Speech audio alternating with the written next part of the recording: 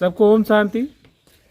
आज हम सब लोग कवितावली उत्तरकांड से तुलसीदास जी के द्वारा लिखित क्लास 12 के पाठ्यक्रम के विषय में चर्चा करेंगे और उनकी जो कविताएं हैं उसका हम भावार्थ देखेंगे कि कवि क्या कहना चाहता है। कवितावली का जो ये संदर्भ है ये युग वर्णन है। कवि ने अपने समय की दशा का वर्णन किया है कि लोग किस तरह से जी रहे हैं। तो देखिए एक ही कविता में किस तरह से कवि ने पूरे समाज का एक आउटलाइन खींचा है। वो देखिए, किसबी किसान कुल बनिक भिखारी भाट, चाकर चपल नट चोर चार चेट की, पेट को पढ़त गुण गढ़त चढ़त गिरी, अटत गहन गन अहन अखेट की, ऊंचे नीचे करम धर्म अधर्म करी, पेट को ही पचत बेचत बेटा बेट की, तुलसी बुझाई एक राम घनश्याम ही ते, आग बढ़वाग ते बढ़ी आग पेट की। तो कवि इन पंक्तियों में अपने समय का वर्णन कर रहा है। वो कह रहा है किसान, जादूगर, बनिया वर्ग के लोग जो बिजनेस करते हैं, बिजनेसमैन, भिखारी लोग और भाट वर्ग के लोग जो लोगों का चरित्रगान करते हैं, चाकर नौकर लोग, चपल नट विद्या में कुशल लोग, चोर जो चोरी करते हैं वो भी आजकल परेशान हैं, पेट को पढ़त, सारे लोग क्या करते हैं अपने पेट को भरने के लिए नाना प्रकार के गुणों का निर्माण करते, गुणगढ़ चढ़त गिर, पहाड़ों पर भी चढ़ जाते हैं, अटत गहन गन अहन अखेट की, और घने जंगलों में और नाना प्रकार के आखेट करते हैं, ऊंचे नीचे कर्म करते हैं, धर्म और अधर्म करते हैं, पेट को ही ध्यान रखते हैं, और बेचत बेटा बेट के, अपने पुत्र और पुत्रियों को भी लोग बेच देते हैं अपना पेट भरने के लिए। तो तुलसीदास जी कहते हैं कि तुलसी बुझाई एक राम घनश्याम ही थे, भगवान के नाम रूपी बादल, अर्थात भगवान ही लोगों के पेट को बुझा सकते हैं, और वह पेट जिसकी आग बड़वाग्नि से भी बड़ी है। तो इस संदर्भ में तुलसीदास जी ये कह रहे हैं कि भगवान के नाम से, भगवान की शरण में जाने से ही हमें दुखों से मुक्ति मिल सकती है। और इस संसार के लोग नाना प्रकार की विद्या और अविद्या का निर्माण किए हैं और उसी में फंस गए हैं। अगर लोग भगवान की शरण में जाएंगे तभी कल्याण हो सकता है। अब देखिए इन पंक्तियों में ब्रज भाषा है, कवित छंद है, और इसमें जो अलंकार है किसबी किसान कुल, इसमें क्या है अनुप्रास अलंकार तो इसमें बहुत ही हैं। पेट को पढ़त, गुण गढ़त, इन सब में क्या है अनुप्रास अलंकार है। लेकिन इसमें जो सर्वाधिक बोर्ड में पूछा जाता है राम घनश्याम, रूपक अलंकार है। तो इस प्रकार से और व्यतिरेक है आग बढ़वाग ते बड़ी है आग पेट की।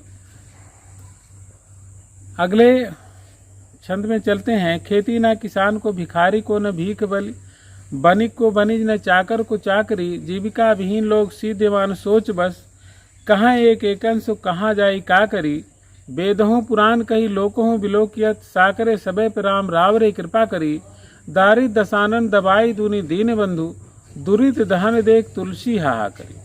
तुलसीदास जी कहते हैं कवितावली में, कवित छंद है, खेती ना किसान को उनके समय में खेती नहीं कर पा रहा बेचारा, और न भिखारी को भीख मिल रही है, और बल कहते हैं उपहार को, न किसी प्रकार उपहार मिल रहा है। बल उसको भी कहते हैं जो खाने के पहले अपने यहाँ चिड़ियों के लिए, नाना प्रकार के अतिथियों के लिए निकाला है, तो उसको भी बल कहा जाता है।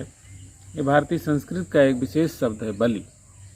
बनिक को बनिज, जो व्यापारी वर्ग है वो बेचारा बिजनेस नहीं कर पा रहा है, और जो सर्विसमैन लोग हैं, चाकर नौकर लोग हैं, वो अपनी नौकरी भी नहीं कर पा रहे हैं क्योंकि हालत बहुत विपरीत है। जीविका विहीन लोग सीधमान सोच बस, बहुत ही बेचारे सोच में हैं सारे लोग, उनकी आजीविका भी नहीं है, और एक दूसरे से कह रहे हैं कि कहाँ जाए और क्या करें, किस प्रकार की परिस्थितियों में हम जिएं। तो तुलसीदास कहते हैं वेदों पुराण कही, वेदों में पुराणों में हर जगह कहा गया है और लोक में भी देखा जाता है। क्या देखा जाता है? साकरे सबे पे राम रावरे कृपा करी। हे प्रभु, आपने सभी लोगों पर बहुत अपार कृपा किया है, तो दरिद्र दशानन दबाई दीनी दुनि बंधु, दुनिया को, संसार को और कवि को भी दरिद्रता रूपी रावण बहुत ही सता रहा है। और ये नाना प्रकार की परिस्थितियों को देख करके तुलसीदास जी बहुत ही कष्ट में हैं, उनको बहुत अपार कष्ट हो रहा है। तो अब देखिए इसमें भी बहुत ही अनुप्रास अलंकार तो बहुत ही अच्छे हैं और ब्रज भाषा का सुंदर उदाहरण है ये। दरिद्रता रूपी रावण, रूपक अलंकार यहाँ भी है। अगला देखते हैं, धूत कहो अवधूत कहो रजपूत कहो जोल्हा कहो को, काहू के बेटी सो बेटा न ब्याह, काहू की जात बिगाड़ न सो, तुलसी सरनाम गुलाम है राम को, जाकर ऊंचे कहे कछो, मांग के खैबो मसीद को सेबे, लबो के एक न दैबो को दे। देखिए ब्रज भाषा का बहुत ही सुंदर उदाहरण। तुलसीदास जी कहते हैं चाहे मुझे धूत अर्थात धूर्त कहिए अथवा अवधूत कहिए, माने संत है जिसको कल की चिंता नहीं रहती उसे अवधूत कहते हैं। चाहे राजपूत कहिए, राजा का पुत्र कहिए, जोल्हा कहिए, काहू की बेटी से बेटा, मतलब हमें किसी से कोई संबंध नहीं रखना है। तो जब संबंध नहीं रखेंगे तो हम किसी की जात को क्यों बिगाड़ेंगे, क्योंकि उस जमाने में जात प्रथा बहुत तगड़ी थी। तुलसी सरनाम गुलाम है राम को, तुलसीदास जी कहते हैं कि मैं हर प्रकार से भगवान के राम का गुलाम हूँ। और जिस जाको रुचे सो कहे कसो, जिसको भी जो प्रकार के समझ में आए कह सकता है, हमें कोई दिक्कत नहीं है। क्यों? क्योंकि मांग के खाना है और मस्जिद में सोना। तुलसीदास जी तो उस मंदिर में रहते थे लेकिन उन्होंने मस्जिद लिखा है क्योंकि एक प्रचलित मुहावरा है, लैबो को न दैबो को, अर्थात ये भी एक मुहावरा है, लेना एक न देना दो। किसी प्रकार से हमें कोई संबंध नहीं है तो हमें किसी प्रकार की कोई चिंता नहीं है। तो यह जो है सवैया है। और तुलसीदास जी ने इसमें भी अपने वर्तमान समय का वर्णन किया है, अपने जो युगीन समय का वर्णन किया है जब उनको समय था, और इसमें भी जो समाज की विकृतियां हैं वो उजागर हुई हैं।